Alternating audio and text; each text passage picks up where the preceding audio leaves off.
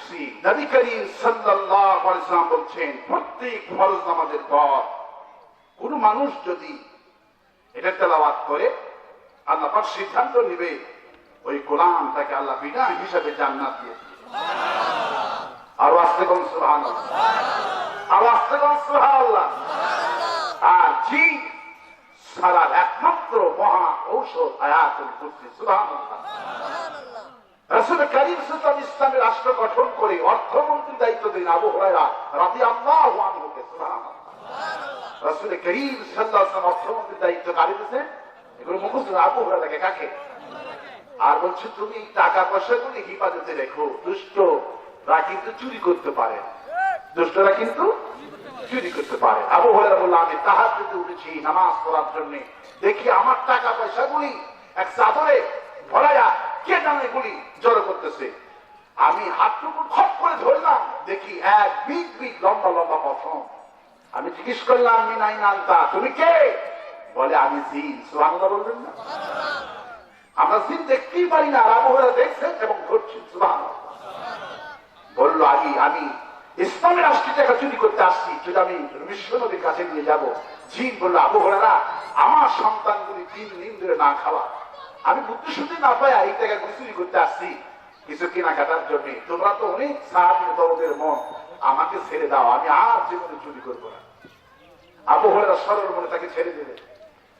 রাসূল করিম সাল্লাল্লাহু আলাইহি ওয়াসাল্লাম সকালবেলা দেখা হলো, হুজুর বলছে, আবু হুরায়রা, রাতের বেলায় সেই বন্দির খবর কি হয়ে গেল? ইয়া রাসূল, আপনাকে কে জানিয়েছে? হুজুর বলছে, জিবরাইল আমিন আমাকে আল্লাহ জানিয়ে দিয়েছে। আল্লাহ আমাকে সব ইতিহাস জানিয়েছে, তবে সাবধান, ও কিন্তু আবার আসবে। আবু হুরায়রা বলল, আমি দ্বিতীয় দিন আবার তাহাজ্জুদ করছি, আবার ওই বেটা জিন আবার আসছে, আমি আবার ধরলাম। মিথ্যুক শয়তানগুলি মিথ্যুক হয়, ওয়াদা বরখেলাপ করে, এরা ওয়াদা ভঙ্গ করে, এরা মুনাফিক শয়তান। ঠিক কিনা বলে?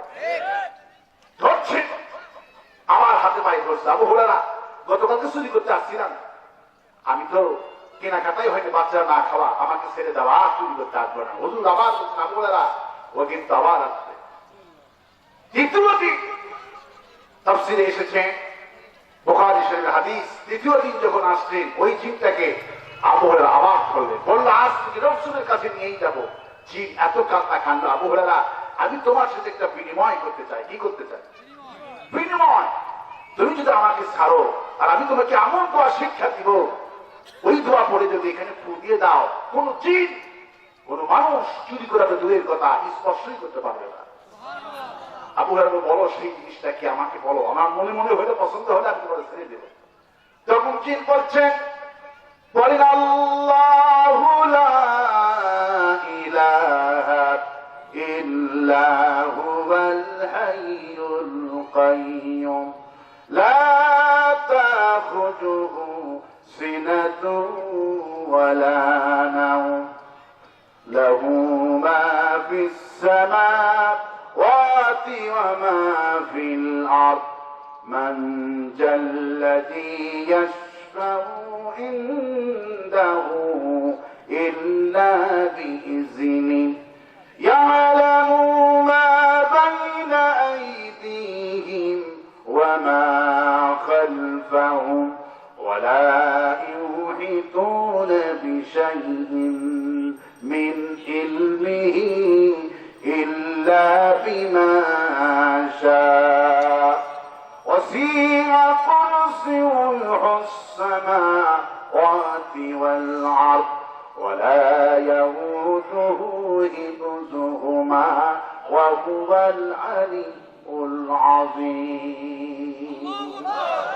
বলল, আবু হুরায়রা, তুমি যদি এই আয়াতুল কুরসি পড়ে যদি ফু দিয়ে দাও, কোন দুষ্ট জিন চুরি করতে পারবে না, স্পর্শই করতে পারবে না। আমার ব্যক্তিগত ভাবে একটা মোবাইল আমার রুম থেকে চুরি হয়ে গেছিল 2007 সালে মাসের দিকে, মাসে হবে, মোবাইল চুরি হয়ে গেছে। আমি প্রতিটা দিন এই সূরা আমল করে শুনি, কিন্তু ওই দিনে আমি এই সূরা আমলটা ভুলে গেছিলাম।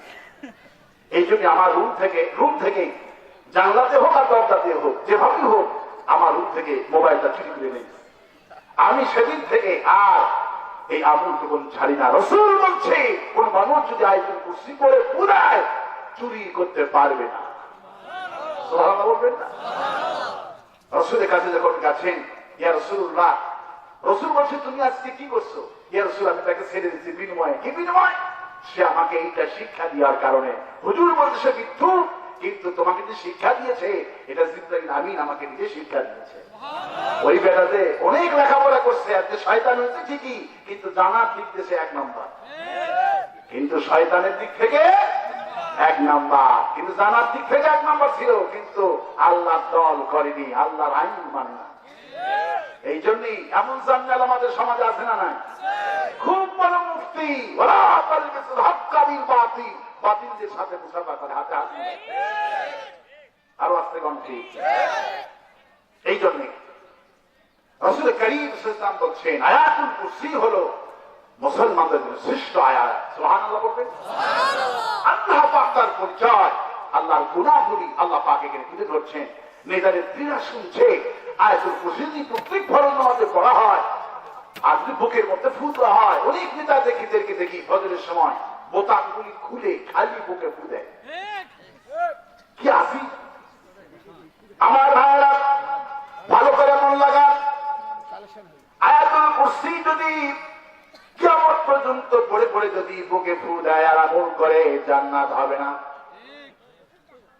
জান্নাত হবে না।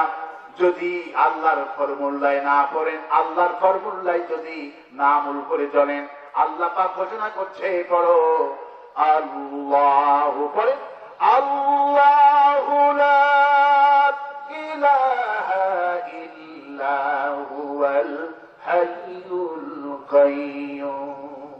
আমি এমন আল্লাহ, আমি এমন রব, বান্দা যখন বিপদে পড়বি দয়াল বাবারে ডাকবি না, খাজা বাবারে ডাকবি না, পীর বাবারে ডাকবি না, যখনই বিপদে পড়বি আমারে ডাক মারবি।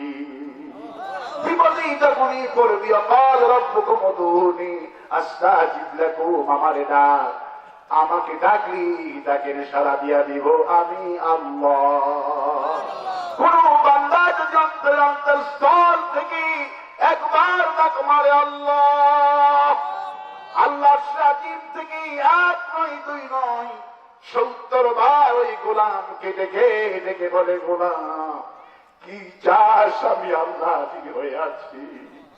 এই জন্য আল্লাহ বলছিল বান্দারে, আমরা বললাম আল্লাহ তাআলা তুমি তো অনেক উপরে আছো,